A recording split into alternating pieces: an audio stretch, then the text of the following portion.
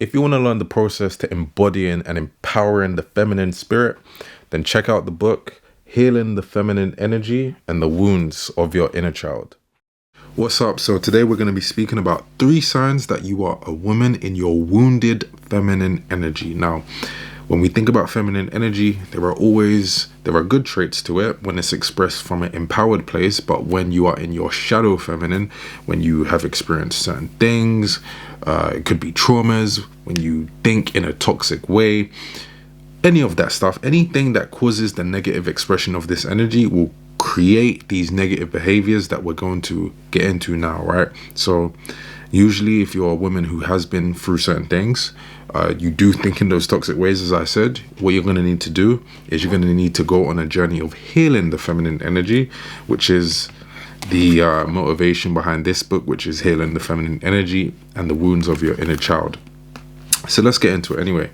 The first sign you are in wounded feminine energy is that you are overly sensitive. Feminine energy is a sensitive energy in itself, right? One of the components of feminine energy is it has sensitivity.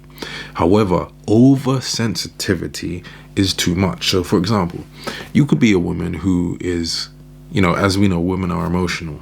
But let's say you're overly emotional to the point where you are easily triggered, or you are excessively emotional, excessively crying for situations that don't really require, or you're excessively angry, or just things that you go through easily trigger you to the extent where it is unhealthy and it messes with your daily functioning to, the healthiest degree.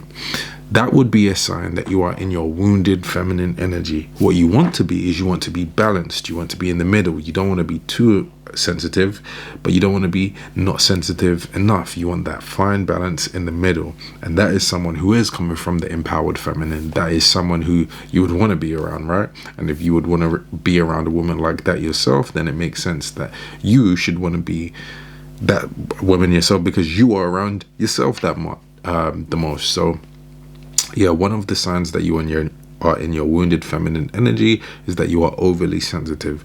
Another one is that you are overly combative, right? Now, the feminine energy's agreeable energy is cooperative and is supportive.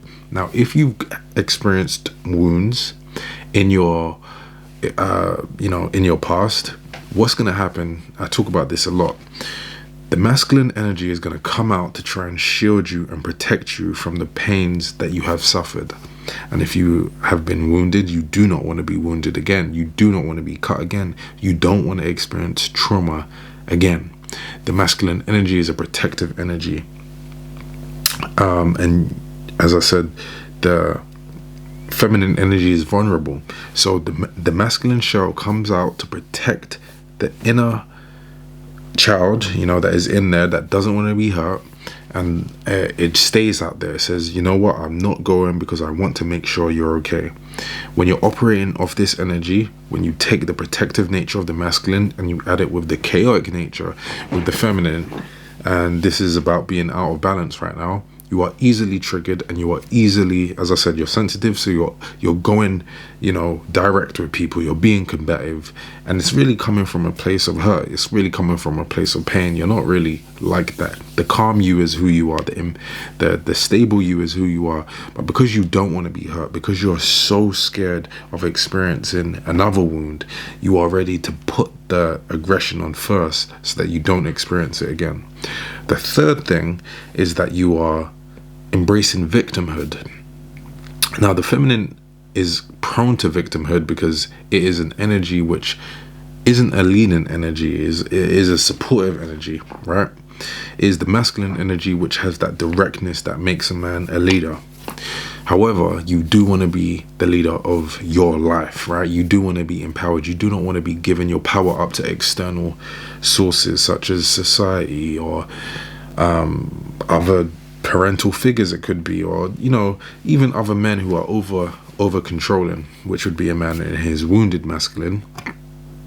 But when you put yourself at the mercy of the world around you, you're taking away your power and you're being a victim. But it feels good to be a victim because, as we know, women like being taken care of. So there's this aspect that of the feminine that likes other people doing things for them. But again, it puts them in this position where they're over reliant. And when they have that sort of mindset too much, and especially in a toxic way, they're prone to saying, well, this is happening in my life because you are not treating me right. This is happening in my life because of you're not making me feel good. This is happening in my life because of this and that and that. And they never look inside and say, well, I have the power to make the changes over my own life.